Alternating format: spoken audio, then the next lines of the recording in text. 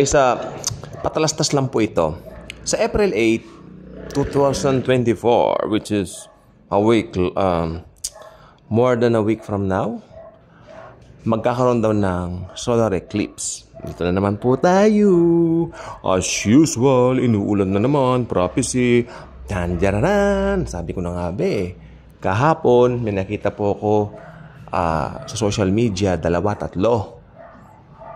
Tanungin niyo ako ilan ngayon nakita ko pagbukas ko sa FB tsaka sa YouTube. Hindi ko naman pumabilang. Sa April 8 daw, solar eclipse. May kinalaman daw sa Amerika, sa election. Alam po ba ninyo, may sasabihin ako. Kaya yung mga unbeliever nawawalan ng gana nakausap ang ibang Kristiyano dahil they consider it nonsense. Actually, kung akong tatanungin nyo, may pagka na nga po Bakit naman po lahat na lang nang nangyayaring eclipse, na mga ganyan, sa halip na lumabas ka, tignan mo na lang yung eclipse, i-video mo, masaya ka pa. 'Di ba? May kaugnayan daw sa prophecy, may kaugnayan. Alam niyo po bang inaway ako sa FB? I think kung hindi ako nagkakamali, inaway ako dito. When was that? 2021. Sabi niya, bakit daw kinokontra ko yung mga ganyan, yung mga ganun. Sabi ko, okay ako. Meron kami dating in-anticipate na ganyan din na event. 2016. Lunar din yun kung hindi ako nagkakamali. Lumabas kami. Oo. Kung titignan mo nga yung buwan during that time, kasi blood moon yun May pagka-blood moon siya. Medyo nakakatakot talaga kasi nilagay mo na sa isip mo na blood moon siya. Lalabas ka, makikita mong pula. Blood moon nga. Sometimes you don't realize that it only operates in the mind. Maraming magagalit dahil, especially, inuulan na naman ng April 8 daw. Makinig po kayong mabuti. Meron silang binanggit na verse, sablay. Sabi nila yung nasa Luke 21. Yung nasa Luke 21, wala itong kaibahan doon sa Matthew 24-25. Dahil ito po yung mangyayari. Makinig pong mabuti sa akin, Dito kayo makinig. Mangyayari yan sa tribulation tsaka sa great tribulation. Hindi sa panahon natin ngayon. Nandito pang mga Kristiyano.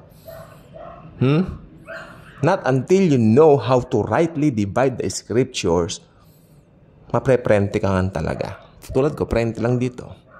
Ba't naman ako matatakot diyan? Ang susunod na meeting natin to be with Jesus na sa rapture. Hindi naman sinabi sa Bible na mag-i-eclipse muna tapos i-rapture tayo. Merong eclipse dito. Makinig po mabuti. Merong mga eclipse talaga na nangyayari sa church age. Hindi naman po masama yun kasi normal naman po ang circulation ng mundo. Tapos, eto pong masaklap. Yung mga lindol daw na naglalakasan. Teka, yung buwan, nakikita ko yung buwan, natatanaw ko. Parang ano ba ngayon? Kabilugan ng buwan? Parang blood moon ba? Parang pula yung buwan. Sa totoo lang po, ngayon, habang nagsasalita ako, natakot na kayo. Magkaya kayo dun sa uncle ko nung buhay pa, nakakita ng kapre ng Biyernes Santo. Teka, Lunes Santo bang? Lunes Santo pala ngayon, no? Wala sa isip ko.